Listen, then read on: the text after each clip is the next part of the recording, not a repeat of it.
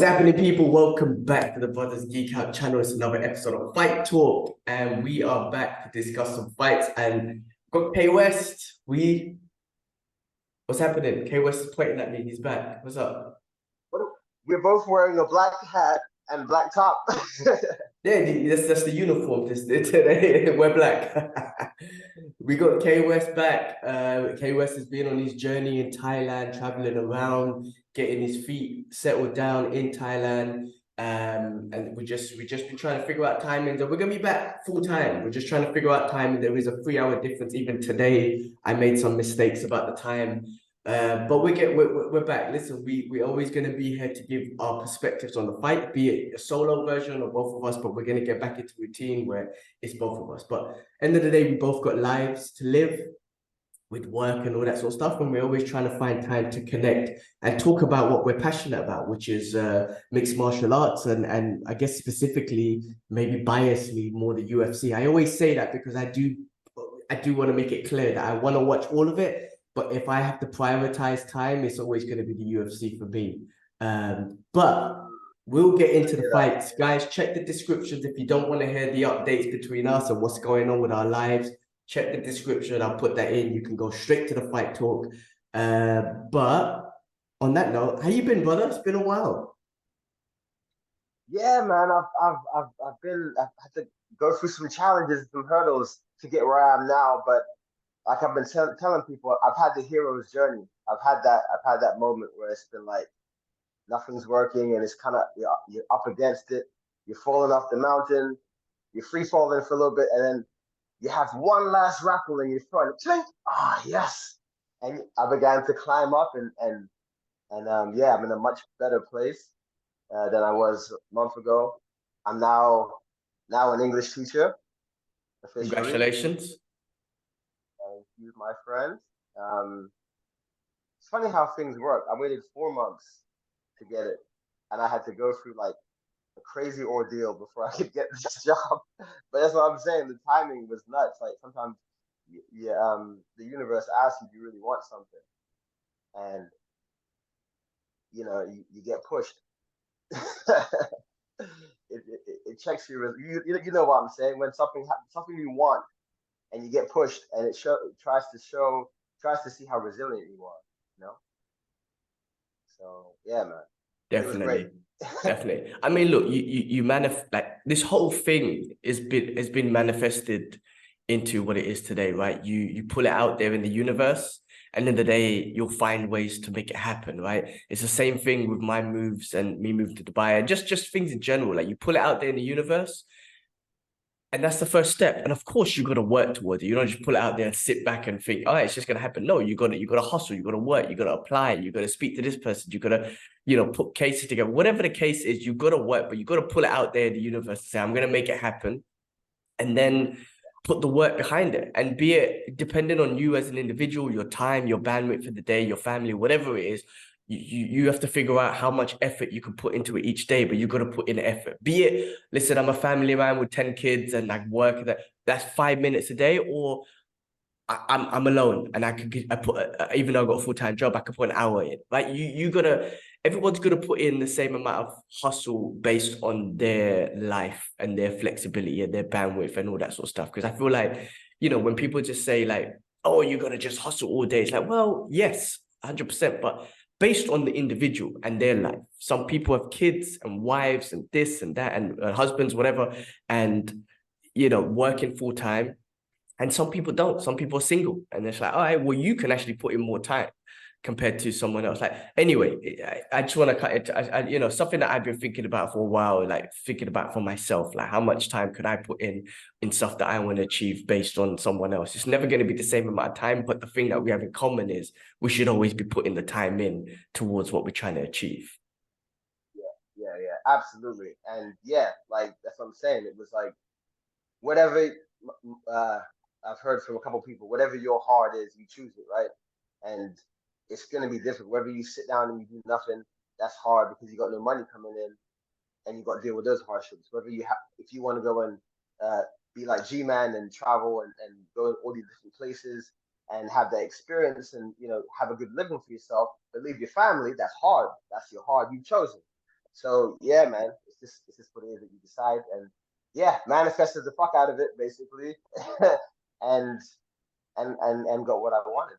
So yeah, man, it's been great. It's been an amazing couple weeks that I haven't seen you.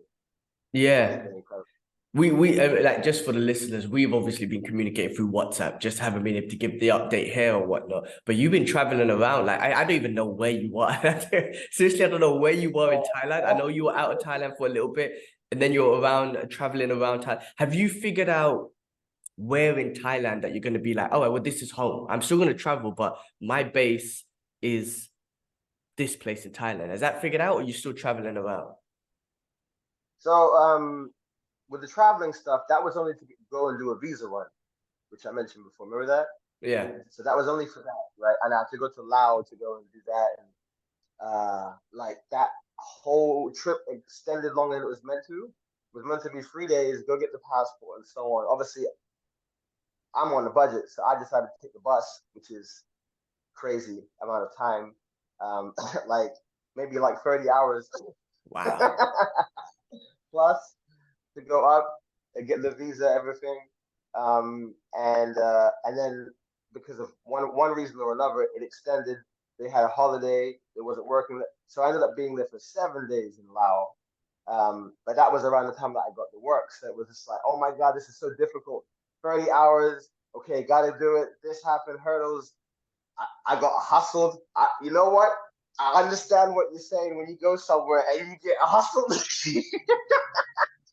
I understand. I was hearing your hearing your voice. Oh man, anything you want to do, you get hustled. And I was like, it was echoing in my head, and I'm just like, okay, money for this. You want money too? Oh man, money. That's Dubai. That's Dubai. That's the world. That's the world, right? Everyone's hustling, and I'm trying to always put it in perspective, like in Thailand and some of the people in Dubai. I'm not talking about the rich people. I'm talking about the people who are hustling in Dubai. It's like, you know what? To you, it means this extra £1 or £5 means way more than it does to me. I guess everyone's always trying to hustle, and of course I'm trying to do it as well. Everyone's looking out for their best interest and whatnot, but I'm trying to separate myself from it. I'm like, you know what? If this £1 can make a bit of a difference for you, and for me, it could just save time, just take it. What I don't like is in Dubai is the main corporations, big corporations, who are trying to hustle you for your money, right? That's what I don't like. Though I'm like, you guys are legalized crooks. But someone in a market that's trying to hustle for me, all right, if it's worth that much more for you, you take it. But corporations, they get me. So I was gonna ask you that, like, how's your experience been in a month? Like, yes, going to Thailand, it's amazing, it's beautiful, lovely sun, but then actually living there, settling in, trying to figure out things, trying to get things organized, passport, visa, all that stuff. How's that experience been? Like, what's that like? um, like most things, when it comes to doing, anything you want to do, you just have to have funds. You just have to have money. That's all you gotta do is just have money to do it. There's a way to do everything and anything. They're very lackadaisical when it comes to, um, you know, in a sense, who they allow in. It's about how much money they have, in a sense. And I'm sure Mm, most countries are like that anyway. I'm just talking about my experience because this is the first time we're doing it here. And to add to what you're saying, everybody's hustling. And yeah, I'm with you on that. When people, if you're in a position where it's not going to break your fucking bank to just, oh, it's 50 baht and you give them 100 and they're like looking at you like, hey, can I keep the, okay, cool. Kind of thing. Because that's like 50p or something crazy. But yeah, no, it was just I guess I've been shielded. I've been here all this time, right, for 3 months and then some, and I've been in this apartment most of it, just away from everything, hunkering down, applying for work, meditating, working on myself, just hardening uh, my mental fortitude for the rejections that were coming to the jobs I was applying for and all this kind of stuff, and um, and that was what was necessary. So yeah. Anyway, going there and seeing this stuff, it was just like, man, like, yo, I've this is what is all of this? This is the world, son. This is the world when you're not in your little condo chilling, just secluded. So it was a reality check for me, and it was a humbling experience as well because I didn't have certain things on my phone because it's a different network. So I had to just like do what I could at the time. So it's like, man, you know what? I don't even know what the situation is, but cool. you know, fair enough. I need to get where I need to get to. You know, it was a little bit chilling at some point because I got there and I got through the border, I had to pay out this, pay out that. And I was waiting to try to get some connection. And this guy came and he's completely wrapped up like this, just his eyes. And he's like, "Where you go?" And I was like, I'm gonna, go to this hotel. And he's like, trying to look at my phone, and I'm like, "What?" And it was really strange, and maybe he just couldn't really communicate with me, and that was just his way. But it was a little bit intimidating because he was completely wrapped up like this. So I was thinking, "Oh," and there's a couple of them around him, kind of like hyenas have seen some prey. I'm thinking, no, I'm not that person. Let's talk. What do you want? What is it that you're trying to explain to me? Oh, I see. Okay. And basically, what it was is that in this area near the border, you can't really stay around there. That's kind of like their territory, kind of thing. I think they work around there. They do whatever they're doing. So it's kind of trying to like usher me away at some point. I was like, oh, I see. Okay. So then I moved on, and that was it. But yeah, man, it was madness. I got hustled, right? There was a form at the embassy. I didn't have it. I had to do all this. I had to do a whole lot of madness. My friend helped me out with papers and everything. And there's one form I didn't have, and I got to the embassy, and like the guy was like, "You have this form?" I was like, yeah." I'm thinking all these people are just gonna hustle me. Like, let me just do I need to check first before I just take anything? Shit, I don't have the form. Yeah, I need it. I need it. Okay. So he's like, "Oh, go over there. Do you have a picture?" I was like, and I realized they hustled my photo, right? My passport photo. I put it in the passport, right?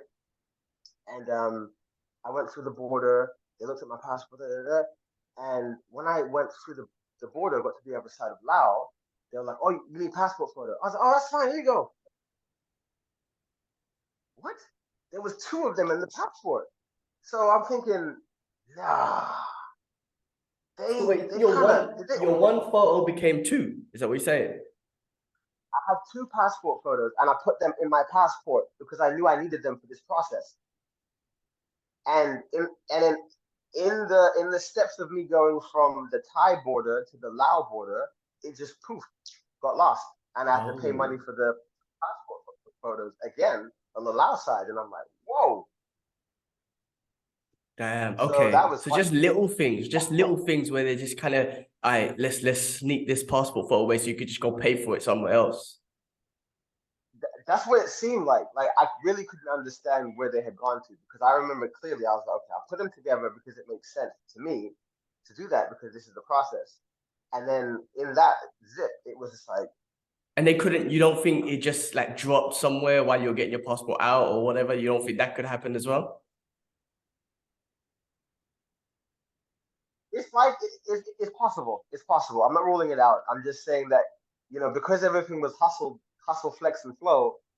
I guess my mind was just like, well, it's just another thing because it was yeah. That's how I saw it. And to get to the point with the form, right, that I paid the guy for, which is like their money's called Kip. Um, I started to sign it, and at the top it said, "This form is free of charge." I was like,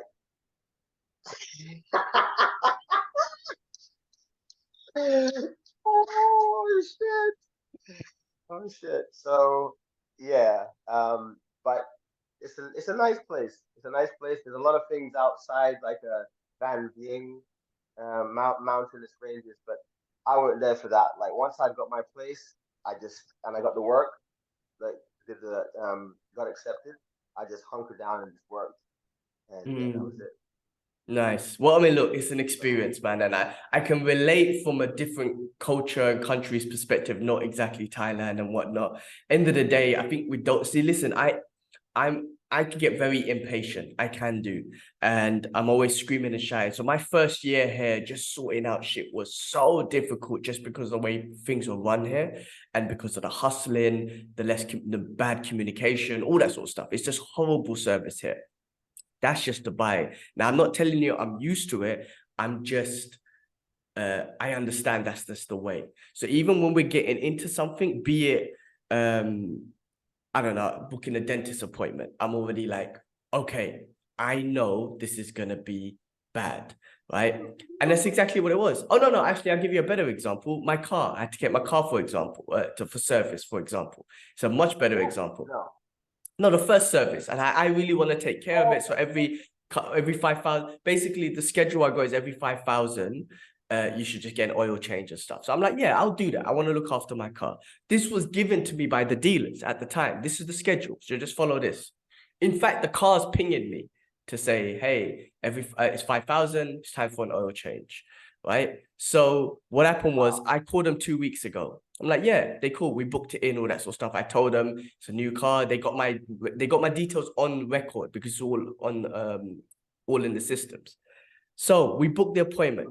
They're calling me, to confirm, blah, blah, blah. Here's the location, blah, blah, everything confirmed. It's on a Thursday morning, right? So I'm like, all right, cool. I told my team, guys, I got to do this on Thursday morning. I can't join these meetings. I'm trying to manage my work, but I'm going to miss 2 hours of work, at least minimum 2 to 3 hours of work. I'm trying to look for a calf close by, plan it so I can like go to a calf, work from there. They're already telling me, well, just for a simple oil change, oil filter, it's gonna take the whole day. And I'm like, I know, in my head, I'm like, for fuck's sakes, no, it don't. But I know your lot services. I know Dubai services. You don't really care for other people's times. So basically, I'm like, cool, I'll plan around it. I'll drop it in the morning. I'll go to a calf, work all day, and I'll come back. I'm not gonna catch a cab back and forth because that's gonna cost me a lot more money. Anyway, 2 weeks later, I get to the day. I drive all the way down. And then the actual service center says, you know what? You don't need to service it now. You should service it at 10,000. I'm like, are you sure? The car's even pinging me. They're like, look, it's the actual Haval dealership or whatnot. So it's not like some third party, it's the actual manufacturing service center.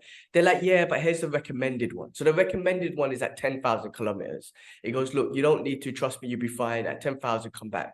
And I'm like, in my head, I'm like, I just drove down here during peak time. I had to drop it at 10 a.m. So it's peak time traffic and whatnot. I just sacrificed 2 hours of work or 3 hours of work because I planned the day and whatnot. And I'm just like, this is so typical. Like, you clearly could have told me over the phone, hey, come back at 10,000 miles. So I went all the way there in person for them to tell me, you don't need to get it done now. Get it done at 10,000, come back then. And I'm like, you had all the time in the world to do this over the phone. And in fact, you made me come all the way down on a work day, not acknowledging my time, my day, the work that I have to do. And that's just Dubai. That is Dubai from every single perspective of business. They don't care about you and your time and the job that you have to do, the life that you have to. It's like, no, it's all based on them. And I was like, yeah, that's a simple example that recently happened. But I was annoyed because I missed out work, had to come back. I was stressed and trying to catch up everything. But also, I already knew that this is how it's going to be. You know what I mean? Because of my experience for the last year. Because you know what I mean? So I was like, yeah, typical Dubai. There's nothing changed. And the thing is, when I say Dubai, it's every service. I can't think of one service that really manages you and meets your expectations and respects your time and your money. No, every single service I've come across in Dubai don't care about your time and don't care about your money. So now I'm adapted to it. I don't like it, but I'm like, I know that's the way it is. You know what I mean? Yeah.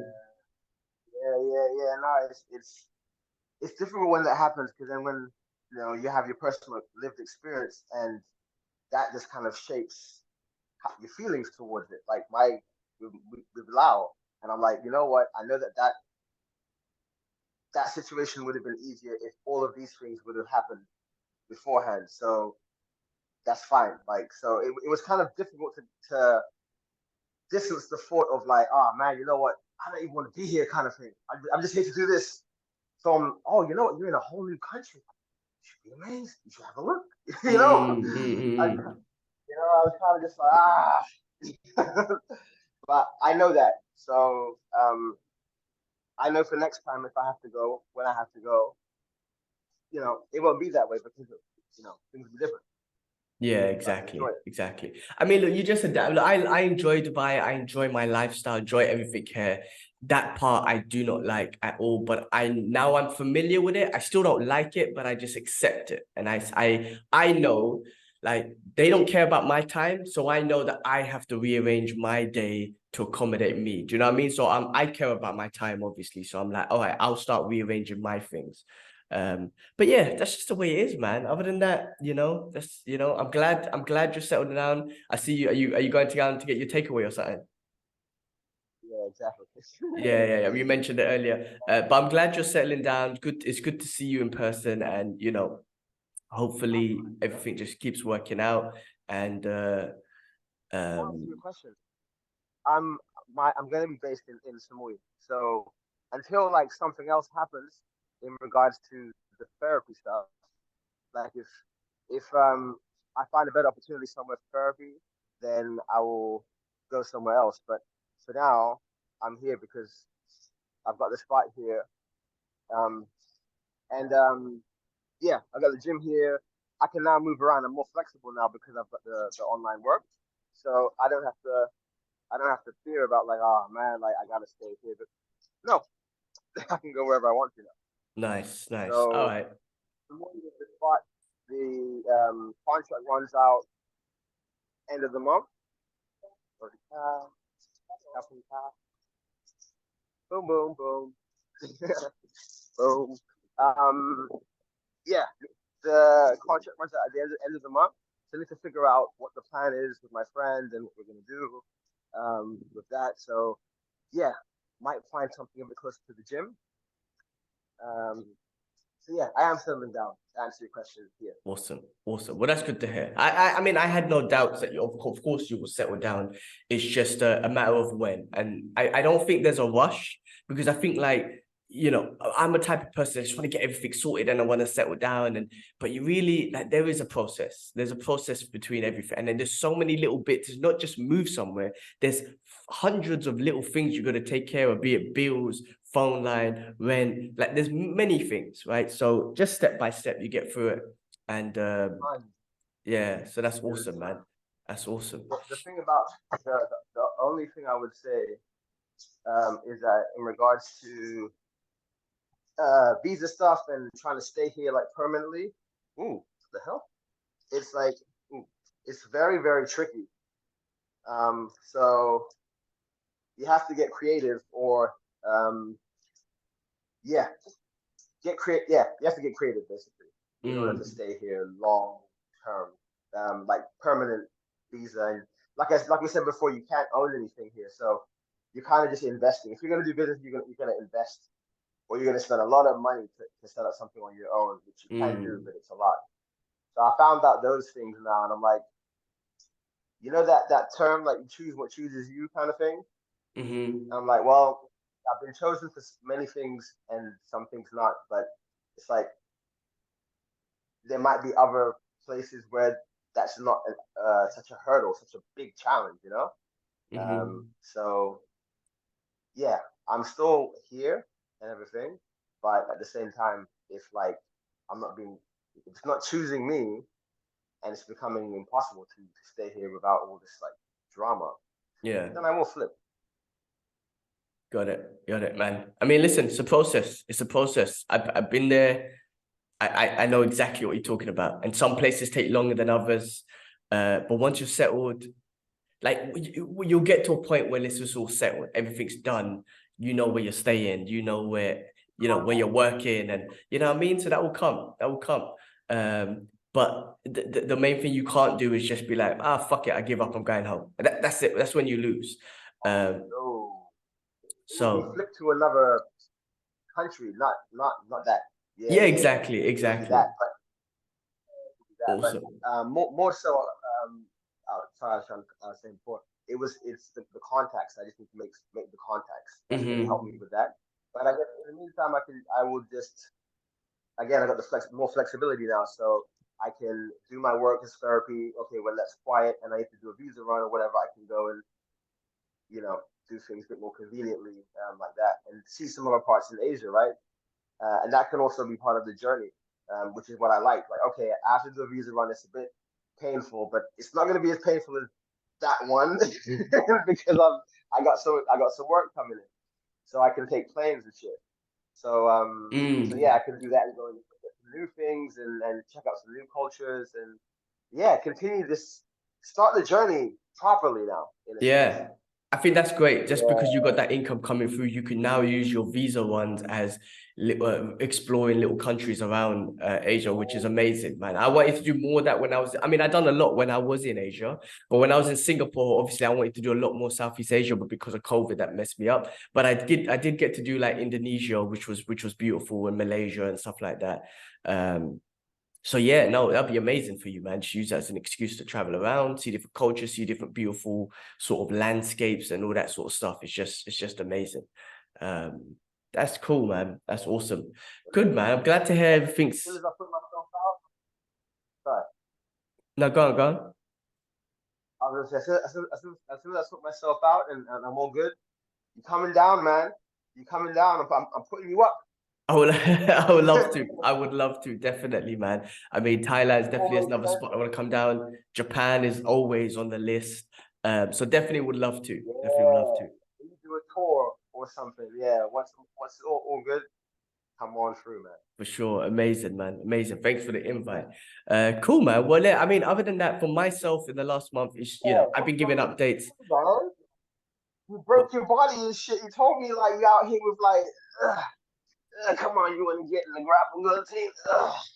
What happened? Yeah, no, I mean, right now I'm feeling under the weather. I don't know. I think Friday we had to go to a hospital appointment, and then as soon as I left there, I started feeling a bit of Uh, symptoms, and I was like, mine, it's all right. So because I always ignore this shit. I'm like, it's cool. Of course, I take my vitamins and all that sort of stuff. But today's Monday now, so it's 3 days later, and I was like, I'm feeling worse than I did, throughout the whole weekend. So throughout this whole weekend, I've been feeling a bit basic. In the evenings, it gets very worse. My eyes get very burny, and they wanna close, and this gets all clogged up, and I got this cough. But then, I took a bit of night nurse yesterday. I'm like, I need to beat this, man, because this is my last week of full-time training before I go back to the UK next week. So I want, my training's been a little bit on and off. Like last week, I trained a bit, the week before I trained, but I haven't been to like all the classes. It hasn't been full on. Anyway, so yeah, and then now today I wake up and I feel like, basic. I feel worse. This is all clogged up. My lower back is, that body pains. I'm feeling a bit of that. So I'm like, man, like I'm gonna have to miss training today when I didn't want to, and I don't know how long it's gonna last. So back in the days, I'll be like, fuck this, I'm going training, like, you know what I mean? But now I'm older, I gotta look after my body. Also, I gotta be a bit more considerate. COVID's made me a bit considerate towards other people. I can't be rolling with people where I'm feeling a bit symptoms and spread something, you know what I mean? So I didn't do my cold plunge or nothing today. I regret it a little bit. I should have gone out for a walk in the sun or whatnot, but I was just like, you know what, get to sleep, like get the extra 15 minutes sleep to try and recover. But I'll go for a walk later. But that's how I'm feeling right now. It's a bit basic. I'm a bit feeling physically basic and also mentally because I just really wanted to do a full week of training before next week and I head back to the UK because it's going to be very slow then. But, I got to get it out of my head. Like my training is forever. I'm not trying to become a black belt next week or any of that sort of stuff, right? I'm not trying to become a world champion. So in my head, it's like, gee, you're training forever. So you miss another week, you're going back to the UK, cool. When you come back, you just get back into it. And this is forever. Your routine is forever. There's no time limit to it. So I got to keep putting that in my head. I was speaking to some of the young guns at the gym the other day, and he was like, he trains every day, Monday to Saturday, and then he travels an hour away. And I was like, that was me. That was me over like 15 years ago. Not now. Now I'm married and life's different. My body's hurting. My body's different. But that was me 15 years ago, where I would every single day train. I would travel however long, go home, sleep, wake up, start the day, recovered, feel everything good. I'm like, not anymore. I can't do that. Not just because of the body and the physically. I've got family, I got wife. I got to make time you know, I got a responsibility that I put, like, I've taken her away from Singapore and I brought her here. mm, I got to make mm. sure I'm not selfish to just do whatever I want to do. So I worked out a schedule with her. So like these 3 days, I'm gonna go down to the MMA gym. I'm gonna be away in the evenings, but Thursday, Friday, Saturday, Sunday, I'm with you. You know what I mean? Like, yes, I'm working from home. Yes, I got some evening calls on Thursday and whatnot. I'll do some training from home, but I'm here with you.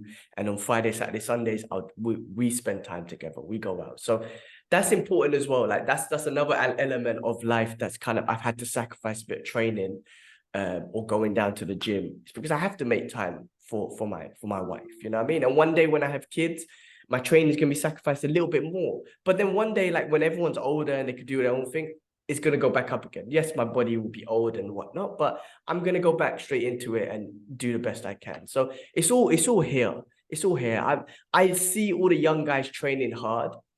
And one of the things advice I give to people is like, don't compare yourself to others. Do what's best for you. You don't have to do 50 hours a week like everyone else. Do a couple of hours a week. But I still battle that with my head because I'm like, oh man, I'm missing time on the mats. I'm missing time on the mats. That young buck's fucking smashing it. He's amazing. But I'm like, you're not that anymore. Like when you were young, you did that. And when I was young, I was doing that on the jiu-jitsu mats every day and all that sort of stuff. I remember like my first coach used to call me the blue belt killer because I was so on it. You know what I mean? I was young. I was like just fucking like a little monkey just rolling around and I would give blue belts. And I remember tapping out a purple belt, like giving them problems. And that was all mental. That was all young body, just freaking going for it, all that sort of stuff.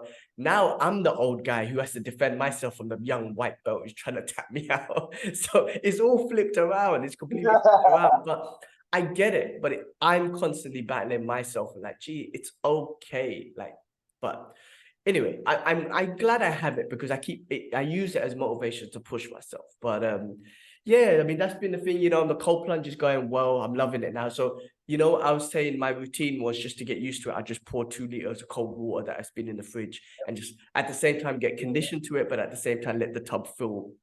So now when I sit in the tub, I'm cross-legged, it's coming up to my waist. So like my whole lower body is indulged in the water. And you know, it's keeping it cool. I'm putting ice in there now. So I'm getting into a position like now I'm putting ice in there. And now I sit in there for like 5 minutes and I use that time to like focus on my breathing, do a bit of meditation while I'm in there. So, you know, I'm loving that still, you know, and I'm gonna carry on doing the cold plunge every morning. But yeah, no, that's other than that, you know. I told you about my Hamzat story. I didn't tell you, I didn't say it on the podcast, but Hamzat Chimaev, remember I told you that he trains at my gym, and I never wanted to be that guy who just bothers him because I know he's training and whatnot. And the one time that I thought that he was free, because the reason why I thought it, because he was just walking in, he was cracking joke with people. I see him laughing with people. Some guy took a picture with him and he was like open to it. And I was like, oh, maybe this is the time. So I went up to him and boy, I got shut down. I felt so embarrassed, man. I felt so embarrassed. Oh my God. I felt like, and it still bugs me in my head. I'm like, oh man, it was so embarrassing because I was standing there like a loser. I felt like a loser at the time, standing there, people were watching me. And then he ended up telling the guy next to him, like basically tell me to come back later. And I just felt so embarrassed. I was like, oh, I feel so basic. I should never have done that, man. I don't know why I went up to him at that time. I should have just left it, you know. But yeah, that was a funny story, but it did bug me. I was like, oh, basic, man. I thought it was the right time, picked the wrong one, and I felt like a freaking basic loser at that time. But who gives No, a you shit? shouldn't. No, you shouldn't. And you know what's most important is it wasn't on camera. Yeah, 100%. Like remember Wonder Boy Thompson's one, and he's like talking to Megan O'Leary or someone. He's like, because she just turns her head, and he's there with his hand just like this. No, You never remember that I don't remember video? that one. No, no. Oh, he's just there with his hand, just like left there. Who? Some guy, some random fan. No, it's Stephen Wonderboy Thompson. Maybe I can't remember who he's talking to, but he goes to give his hand, and they turn and walk away. He's just there, just like looking at Oh, the oh, audience. damn. Okay, okay, okay. Yeah, it's not, at least it wasn't like that, you know. No, definitely. I mean, look, So yeah. Yeah, it is what it is. I'll see. You know what? Like I said, if it naturally happens where I can meet him, so be it. If it don't, then so be it. I don't. You know what it is? I also like come to realize, of course, people are celebrities, and you like them, and you're a fan of them, maybe what they represent or something, an element of them, right? And of course, there's this thing like you want to get a picture or whatever, but really, maybe I was just trying to get a picture for Instagram and shit to show people. What the fuck does that matter? Do you know what I mean? I'm always having these conversations with why do you really want that? Because you want to show the world that you met this person, or what? Is it really for you that you met this person and it's an amazing thing, it's been inspiring? Because that can happen too. Or is it you just want to take a picture so you can put on Instagram and say, I met this guy? Like, what the fuck does that matter? And I think I have to ask that question to myself as well. Maybe that was the reason. And if I could genuinely meet someone who in a natural sort of form and it inspires me in some way, that's more, impactful in life than it is. But don't get me wrong, if I see a celebrity, I'm still gonna geek out, right? It's just like, what's your intentions of trying to meet them and get the picture? You know what I mean? So yeah, I don't know. It's yeah, no, I mean, it's one of those things. I think like it's a lifelong journey, right? Like it doesn't matter how old you are, there's so many things that you're gonna keep coming across and questioning yourself and be like, what's the perspective here? You know what I mean? Look at your life, what's the perspective here? I think it's great that you're asking yourself them higher level questions, because that's looking at things on another level there. Because a lot of people don't think like that. They just think about the Instagram, the gratification, the likes, the comments they're gonna get for nobody who even knows their last name, kind of thing. So I think it's good that you like. I'm glad that you asked. You and yourself had that conversation about that, because yeah, it's more impactful, like you said, to have a natural, organic meeting with this person who you admire or something, because something beautiful can come from that conversation as opposed to this picture and a okay, salam alaikum and bounce kind of thing. So yeah, if you're meant to meet him, you will do again, and it will be like a really great moment, and you guys will share something unique. If not, okay, that's it. So be it. Exactly. Listen, life's it's crazy. Listen, man. What you're saying is, it's questions I have to keep asking myself. I think I have to keep asking myself, even as I grow older. What? Yeah, it's so important, man. And like even with the Instagram and all that sort of shit, I've noticed, because if you've noticed my Instagram recently, it's been a lot, and I'm not going to get into it, but a lot about what's happening in Gaza and the Palestinian people and whatnot. And I've just lost so many people. I'm not going to name things or whatnot, but I've had people tell me that, this is risky what you're doing. You're going to lose your job. And I have that fear as well. And then some people just unfollow me as well. And I'm like, that's cool. But I just feel like that something is more important to put out there, because that news, we can see the way of the narrative news right now. The corporate media is pushing one narrative, which is ultimately leading to the destruction of innocent people in Palestine, whereas the people are speaking up for Palestine, and they're doing it through these means of Instagram and social media and whatnot. And I just think as a people, it's important that I put that out there too, whether I don't have a following or not. But I just think it's important for people to push that out, because we've seen what the corporate news is doing, and that's leading to a genocide, man. So I think that's more important, whether I lose Instagram followers and who gives a fuck. You know what I mean? I don't want to lose my job, don't get me wrong, so I'll never post anything that out of anger or anything like that. It's just about the freedom and whatnot. But I switched topics a little bit, but I just wanted to kind of touch on like what I think is more important on if I want to post a picture on Instagram, like, or whatever. What is more important at this current time? And it's just really speaking up for people who need it. Anyway, let's not get into that, man. We've been talking for an hour. It's been good to catch up. Purposeful posting. Purposeful posting. Let's call it that. Definitely. And listen, of course, we're still gonna post our geek out stuff, fight stuff, but in situations where people's voices need to be spoken for, the people need to speak for. We are the people. At the end of the day, we are not politicians. They don't represent us, really. We vote for them. They say they represent, they don't. right? So we are the people, we have to speak out for injustice on human beings because we're the only ones that see it as human beings and we don't see it as business or running the world or whatever it is. We see it as humans, and that's who we are. But anyway, let's get into some fight talk because we could be here for hours and hours and hours talk about. But listen, we've had some fights this weekend. We had a UFC fight night, which happened Song Yadong versus Chris Gutierrez in the bantamweight division. So let's go. Did you manage to catch the fights this week? Here and there, here and there. Well, let's go through this card. I know next week we got a big one, which is the last one for the year. We got the Colby Covington versus Leon Edwards for the championship. We can talk about that later. But yeah, look, Song Yadong obviously up and coming in the bantamweight division, and I think Chris Gutierrez took this fight. He's number 15. Song Yadong's number 7, I think. Chris Gutierrez is 15. I think there wasn't a lot of people lining up to fight Song Yadong. I mean, he's very up and coming. He's a finisher. He's explosive. He's young. And Chris took up that challenge. Now, I think Song won the fight by decision, unanimous decision. And you can see that I think Song wanted to finish the fight just because of based on where Chris was ranked. He was like, I just want to finish him off or whatnot. But I think Chris showed great heart to show that you're not just going to finish me. You know what I mean? Because based on, your rank and how you're up and coming.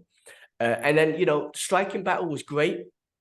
But I think the last 3 rounds, Song kind of took him down and just controlled Chris on the ground and just threw ground and pound on the ground and whatnot. I saw that kind of just fairly dominated him, I'd say. Yeah. It looked like he was looking to fight Petr Yan. That was the original fight, right? I think so, yeah, I think so. And do you remember what we've seen has been Petr Yan's weakness so far? His weakness? What do you mean, the ground game? What with Aljo? Is that what you're talking about? Yeah, he's shown at Marab, right? Of course, they have a very irritating style, a very highly pressure, very high octane style of wrestling, especially Marab. But still, he has shown that has been a weak point. So I'm not surprised that he, Yadong just used what he had trained, which is to wrestle.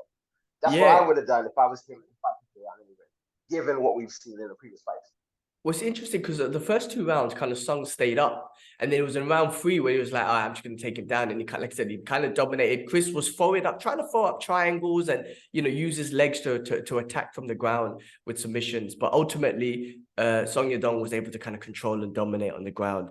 So at the end of the day, he kind of showed his position, like, yes, I'm ranked here for a reason, but Chris showed heart and enough heart to be like, well, you're not taking me out, and you got to respect him for that.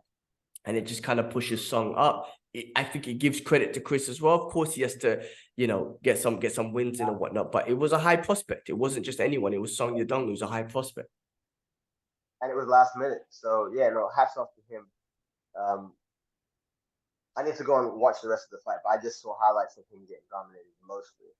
Yeah. Anybody who takes last minute fights, they always get extra props for them because it's a massive risk.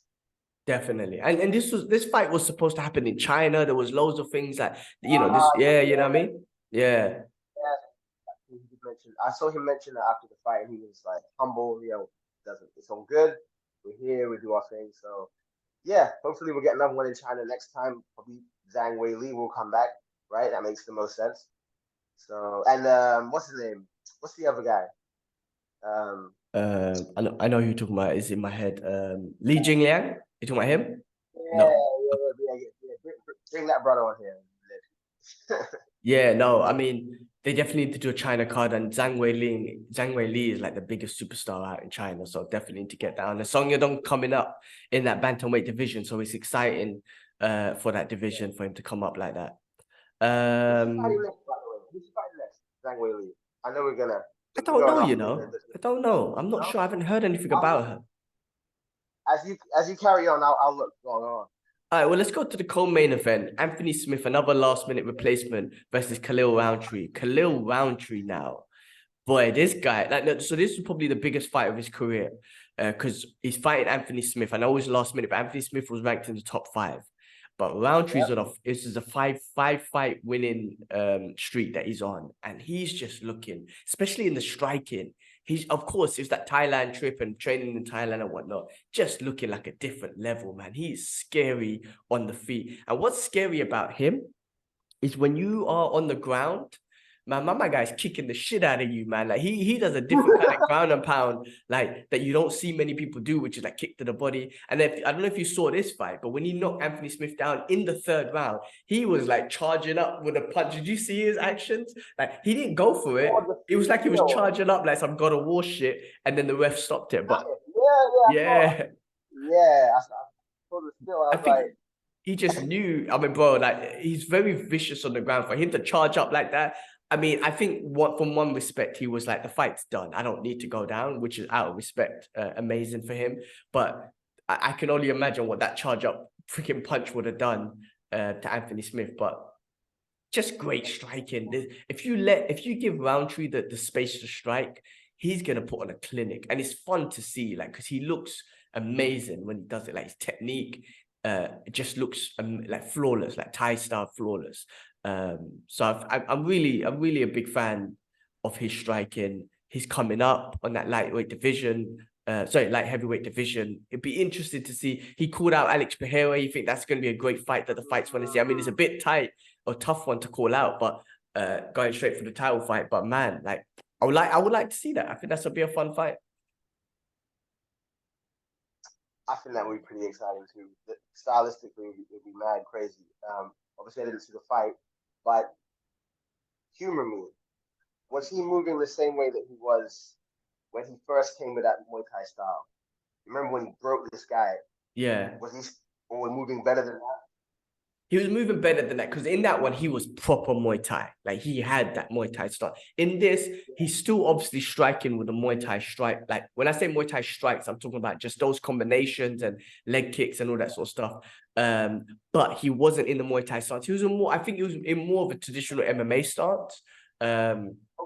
But still, that Muay Thai striking that he's really embraced it's there. That's his base when it comes to striking. But obviously, he's a bit more of in an MMA stance now, and well, compared to that fight, which makes sense because you want to be able to, if you need to stuff takedowns and whatnot.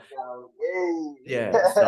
So you can't just have your front leg you can't be in that position, just have your front leg completely loose and give it and open up for like a single leg or something. But amazing. He's fun to watch, man. And I think he's got a great story behind him, coming from like 300 pounds to, his health in a bad position to putting himself in a good position and being one of the best fighters in the light heavyweight division in the world. So amazing for him. So he was talking about it in the press conference or something. Yeah, I mean, he's spoken about it before, but that's his, yeah. I'll have a look then. I saw there's a good chunky 10-minute video about him, but I thought I'll just watch the fights. But okay, I'll have a look because I've been kind of away from the media much because it's been dominated with Ian Gary and all this. Oh my gosh, I don't even know what's going on. I haven't had time. Should I be honest with you? I haven't even had time myself to watch the MMA media. Only because I'll be honest with you, I'm invested with the real world media right now. But yeah, Ian Gary and Sean Strickland and all that stuff.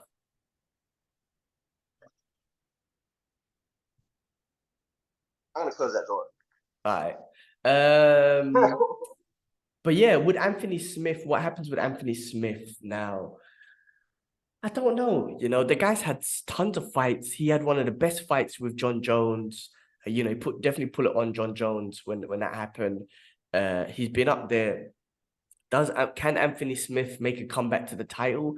I don't know. I don't know. The guy's a warrior, and he's always going to be a warrior. But I don't know what happens to Anthony Smith. Does he just become a fighter that just fights for money now when he needs it and just focuses on the broadcasting part because he's good at that too? I don't know. Like I don't see him making that title run again. Yeah, I don't know. The killer's around at the moment, right? That's it. I don't know, man. Damn. That was I heard it was a brutal knockout. Again, I haven't seen it. I just saw the still of this. So, but from what people were saying and what people are reacting to it, it was like, oh shit. Yeah, and it was in the third round as well. Like to keep that power and the precision and all that stuff in the third round, it just shows how conditioned Khalil is and how disciplined he is to just keep that pace. And Was it a back and forth fight leading up to that, or was he piecing him up the whole fight? Like, now, I wouldn't say it was piecing him up. I wouldn't say it's completely back and forth. I do think Khalil had the upper hand, but I wouldn't say he was completely piecing him up. It was back and forth, but I feel Khalil had the upper hand. okay, okay, all right, cool. No, I'll have a look at that. By the way, I found a little piece about Zhang Weili potential next fights, and then the screen changed. But one of them was Tatiana Suarez, obviously. Mm. What do you think of that one? Trying to think, man. Tatiana Suarez's last fight. Who was that Heavy on against? the box. Hold on. She's really heavy on the boxing nowadays. Um, I don't know, but she won her last fight, and the other girl is Zan. Or the other Chinese girl. Oh, yes, I remember her. That's a big thing they could do in China if they really wanted to. If they really wanted to explode up in China, that's the no. Yeah. So basically, Zhang Weili said, Whoever. "Come, come, yeah." Basically, yeah. Next fight, then, Yeah. huh? Yeah, I mean, we'll wait and see that. I reckon they're holding her out until China. So I guess we'll wait and see for that. All right, moving on to the next fight, which was a lightweight bout. Nasrat Haprakas, I can't say his name, versus Jamie Mulaki. Anyway, Nasrat coming from Morocco just Okay. took him out in the first round. I believe it was first round TKO, KO, just a straight right hand. He was the southpaw and he was able to connect with that straight right hand. And yeah, no, I think he's on a good winning streak as well in that lightweight division. They're coming from Morocco, saying that they got great facilities there now. They're really supporting MMA and the athletes there and whatnot. So it just feels like they got a great facility and just up and coming, you know. So Yeah. I met this guy. By the way, Tatiana Suarez's last fight was Jessica Andrade, and it was guillotine. Yeah. okay. But that's definitely put her in the contention, right? Because that's the ex-champion. So Mm. yeah. Yeah, I met this really strange individual when I was in Bangkok briefly, and he kept talking about Morocco, like he was from there or he was mixing. He kept talking about. I was like, yo. But anyway, yes, I hear that they do have a really like great facilities, infrastructure, and everything. Um, and I know it's not really your thing, but the football team over the years have gotten better, right? The Mm. national team, and just looking at on that perspective, things are really improving in that country. So that's great. Yeah, amazing. I mean, that lightweight division is really getting stacked up. It's such a fun division, man. And I think he's someone that if he keeps carrying on what he's doing, could be up there with them guys. Um, quickly It move. is so difficult to get the fights, like we talked about. It's even more harder to get. I even tried to watch Pereira and Prohaska again, and it's too early. Wow. So Damn, that yeah, was a couple of weeks ago. I mean, it's difficult. I guess your old platforms are just not working as. I'm not. You know what? I need to go and dig and find a few more because I've just been kind of stuck with the two because normally it's like, oh shit, it's on now, run. Okay, put this one. Okay, and then something happens and whatever. So I just need to go and dig and find some more, and once I'm sort some things out, then I'll get the VPN, and that will change everything. But yeah, Yeah. Obviously, and you got to buy the VPN, so it could be a finance. You just got to manage that accordingly. I mean, for me, like I said, once I joined UFC Arabia, now I got access to the fights whenever I want, which is a lot more easier than before because I was missing a lot of them because I didn't want to wake up at 3 in the morning and 5 in the morning just to watch. Listen, I love to watch all of it, but some of the fight nights, it's hard to wake up that early to catch those. So now I've got access to UFC Arabia. I can watch it whenever. And also I can make time, if I have time, make time for the prelims and all that sort of stuff as well, for certain fights. For sure. You know what came to mind earlier, and I forgot to mention it to you. When you said you get older and you have kids and you train less, I was like, you might as well train your kids to roll with them and have like the new, new version of the Oh, Gracie. No, I'm no just kidding. doubt, no doubt, no doubt. I listen. I've got this dream where I have my own indoor gym with mats on the floor and whatnot, and I would be love to roll with my kids and drill techniques and stuff like that. You know what I mean? And that will help. I will put me in a position where I keep training them, and I'll help them too. That's for sure. One of my jiu-jitsu coaches told me that. He goes, listen, with jiu-jitsu, not everyone has to be a world champion. You don't have to compete. You don't have to to rush to get your black belt. You could just train and learn and enjoy and have self-defense and then eventually teach your family and stuff like that. Don't worry about what everyone else is doing. Have your journey. That's the beautiful thing about anything in life. It's your journey and what you want to do with it. Yeah. But yeah, moving on to the next fight, Tim Elliott, bantamweight division, Tim Elliott versus Samadiraji. I can't even say his name, my bad, but another guy from China. Tim Elliott coming off that loss from Muhammad Makayev. Remember that fight? I think it was in Abu Dhabi. It wasn't even that long ago. That was a bad knockout, no? Yeah, and he caught, no, I think it was an arm triangle. You know what's crazy? I think it was an arm triangle that he got caught in, and he actually won this fight by arm triangle. So head and arm triangle, yeah, like the one where the opponent's trapped like that, you got your arm under, get to the side, yeah. So if I remember, he lost to Muhammad Makayev by that move, and he won this fight by that move, which is pretty cool. Not that he planned it or whatnot. I'm sure the move just came to him, but Tim Elliott just doing what Tim Elliott does, man. He came out with his unorthodox style, his veteran sort of perspective. He's very awkward. He came out with a roly-poly kick and whatnot. Then he just went for like the grappling and just puts on the pressure, and it was able to catch that choke. He's been around for a long time. He fought DJ. Remember he was in that I think he was in that Ultimate Fighter season when they were trying to find an opponent for DJ. Really? I'm pretty sure it was him. I'm pretty sure. Wow, that's a long time ago then. Yeah, no, you said Tim names? Tim Elliott. Sorry, Tim Elliott. Yes, okay, yeah. Yeah, he's been around for a minute. He's been around for a minute. God damn. Yeah. Nah, man, that's great. That's great. I love to watch them. Looking forward to it. All right, well, let's move on from that card and just quickly give a quick preview to next week's card, which is a big one, right? UFC 296. That was it? That's what you saw? There was more. There was more the prelim ones, but I didn't see all the prelims or anything. No, I think the Khalil Roundtree out of all of them for me was the big one. Yeah. Cool. So let's go to, because next week we have a fucking exciting card all the way through, man. 296. Next Sunday, I'm definitely not doing that. And I told the missus, like, next Sunday, I want to sit on the sofa and watch the fight. I don't want to do nothing else. So I'm looking forward to this. We got Leon Edwards versus Colby Covington. Exciting fights. Of course, there was a lot of controversy. Does Colby Covington deserve it? It doesn't matter. The fight's happening.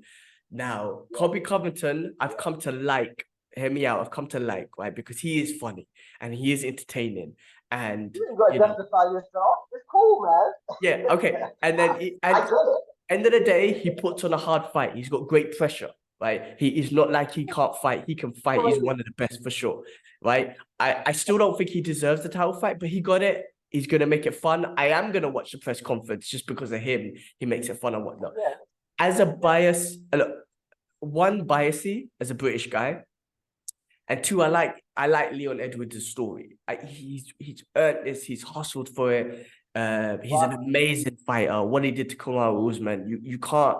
To evolve from losing to him like years ago to a point where he was losing a fight and then winning in the last kick of the last round, and then having a rematch, and then really just you solidified that rematch because you beat him.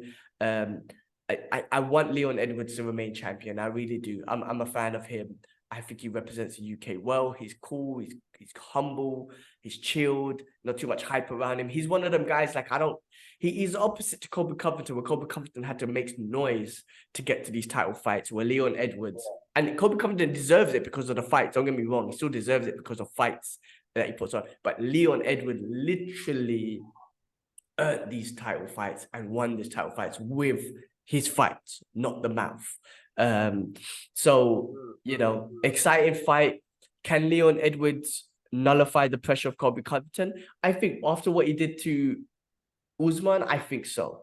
I think he can. I think he's going to be a lot more confident as well, especially after that second fight with Usman. That head kick, of course, you got to be wary about, but I'm going Leon Edwards. I really think he's going to nullify the pressure of Kobe Covington. He's gonna do the same sort of thing and keep it a striking sort of fight.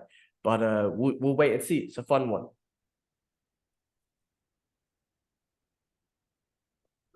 No, absolutely. Confidence definitely going to be there. He's like, I think he's probably one of the first few British fighters who actually really incorporated wrestling, because obviously he's not known for that. That's a US thing. That's a Dagestani thing, and other countries in the world specialize more in wrestling.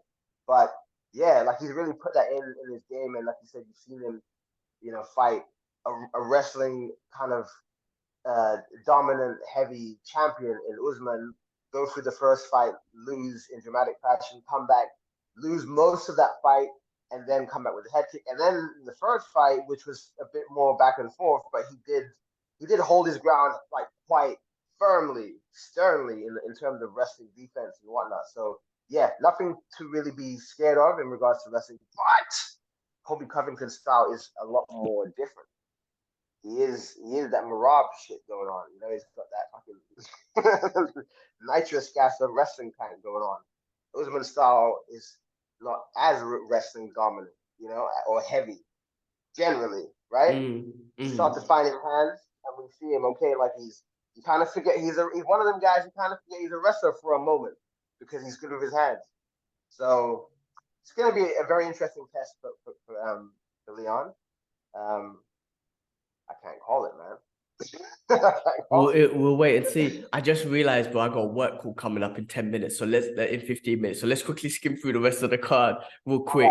Make it quick. But Alexander Pantoja versus Brendan Royval for the flyweight title fight.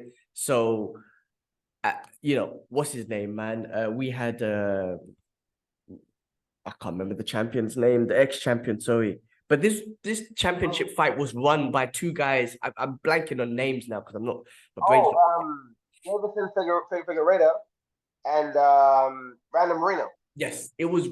They had freaking 4 fights or whatever, right? So it's great to see something different. And Alexander with his, he beat Moreno in the last fight.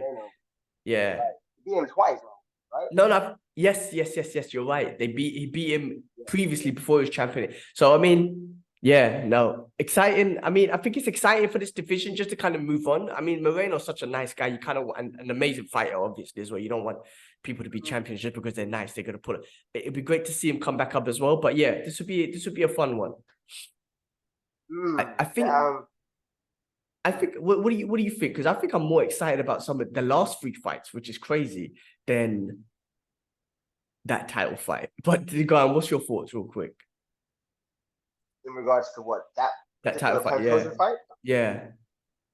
I'm not that bothered about it right yet, because I ain't really sold on Pantoja yet, man. I feel like he took a lot of damage, and I want to see him fight and not do that. Yeah. All right, well, let's get into some of the more. I don't know why, but I'm more excited about these fights. Like these, and all 3 of these fights can be fight night headliners. I'm like straight up. That's why it's so exciting, man. We got Shavkat Rakhmonov versus Stephen Wonderboy Thompson. Now here we go. Bro, Shavkat, exciting prospect again.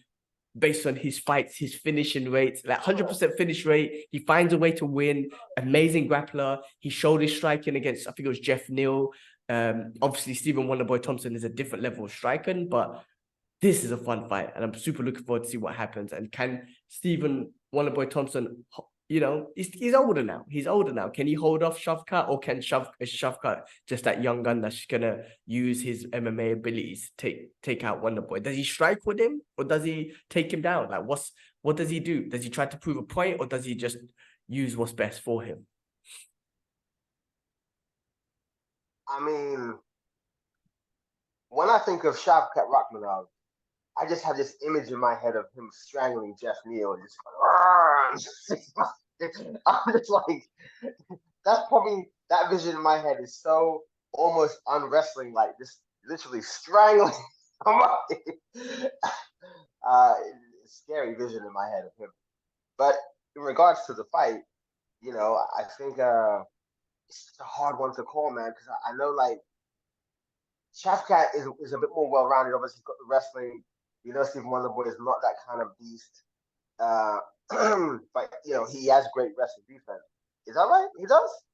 I mean, I don't want to say the best, but I mean, Bilal and Gilbert Burns, they dominated him with the wrestling, right? I'm not saying it's bad, but they're high level wrestlers too. So, you know,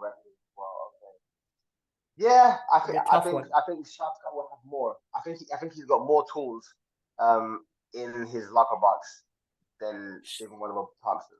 Shout out to Thompson, Stephen Wonderboy Thompson, that's still doing it and fighting these guys, Yeah, absolutely. He's like you said, he's so nice. He's so fun, and like his style is so interesting. To take that kind of point style and bring it into MMA and knock motherfuckers out too is was beautiful. Amazing. He's one of those guys who I love because he's an expert in a specific style and he brings that to MMA, which is always fun. Moving on real quick, another fun one: Tony Ferguson versus Paddy Pimblett. I mean, look, Paddy Pimblett's been getting a lot of criticism, and I know he's supposed to be the biggest hype, another big hype from the UK, but he's been getting a lot of criticism with keeping his chin up high. I think that's dangerous with Tony Ferguson, and I know Tony Ferguson looks like he's on the drop. But I think this is a great opponent for Tony Ferguson to actually have a good chance again. Because I know Paddy Pimblett's hyped, but I think it's still questionable, like in regards to his skill set. So what's your thoughts on this? I worry about Tony. If he loses this one, especially in a bad way, retire, man. Be done. I worry about Tony, but yeah, I definitely agree with you in regards to. We've talked about it before. Paddy having his chin up often against a real sharpshooter, it's done. Right? It's done, and he hasn't really fought anyone like that so far, right? I mean, the last one was Jared Gordon or something like that, and he clipped him a lot. I mean, obviously he couldn't knock him out, but clipped him a lot. So I think Tony's still got power. We've seen Tony knock. I mean, against Chandler, he wasn't doing too bad, right? That wasn't his last loss. What was his last loss? Was it Chandler? Oh, the last loss was bad, but who was the last one? Actually, he's had quite a few losses. He lost to Nate Diaz, which was quite a sloppy fight, and then he had another fight after that one, which was quite bad. No, I know the Chandler one was the bad one when he got front kicked, and that was quite bad. The Gaethje one was the one that started it all off, and that was very bad as well. But I'm trying to think who else. The Nate Diaz one was back and forth. Did he get submitted? I don't know if he got submitted. I'm not sure. But anyway, I mean, look, I know Tony Ferguson's training with David Goggins, which is an interesting take because I don't think Tony Ferguson has a stamina or heart, having heart in a fight sort of issue. But maybe David Goggins could push him. I don't know. It's an interesting choice to train with David Goggins. Bobby Green, that's it. Yes. Come out. No, sorry. Submission. Sorry. And even that's still, yeah, that's very interesting still. Listen, fun fight, exciting one. I can't wait. The last one on that card, on the main card, is Vicente Luque versus Ian Gary. Again, a lot of hype around Ian Gary. There's a lot of controversy going on about his family. We don't need to get into that stuff. I don't know what that's about, but that's another fun fight between those two at the welterweight division. Absolutely. Stylistically as well, they both come to fight. And yeah, like we love fights, and that's it. So I'm gonna say about that. That's it. Well, look, I'm gonna quickly run through a couple of other highlight fights, and then we can call it. I got to jump in this call in a sec. But you got on the prelims, Josh Emmett versus Bryce Mitchell, which will be fun. You got Cody Garbrandt fighting. He wasn't training, so I figured he was gonna be fighting soon. Okay, it makes sense. Yeah. Who else you got in there? You got Tagir, another one of those brothers from Khabib's group, Tagir Yubagalov. Can't pronounce his name, my bad. Yeah, no, listen, great freaking fight, great card. Look, those are what I quickly highlight out. But yeah, man, let's call it there. Listen, it was great to geek out with you about fights and just catch up with you. We had a good long conversation today. I'm happy about that. Let's try and do that next week again. Obviously, we've got a big card to talk about. And bro, it's good to see that you're doing well. It's good to see that everything's settling down. And let's catch up next week. Guys, thank you all for watching, subscribing, liking, all that stuff. And yeah, man, appreciate it. Thank you, bro. Appreciate it, man. I appreciate you bringing me on to these shows, man. It's a great outlet for me. Let me take a quick picture for the Instagram. Actually, wait, you know what? That's wrong. One more second. 1 second. There we go. There we go. This is better. Ready? Nice. All right, brother. Cool, man. Listen, it was good to catch up, and we'll catch up soon. Peace.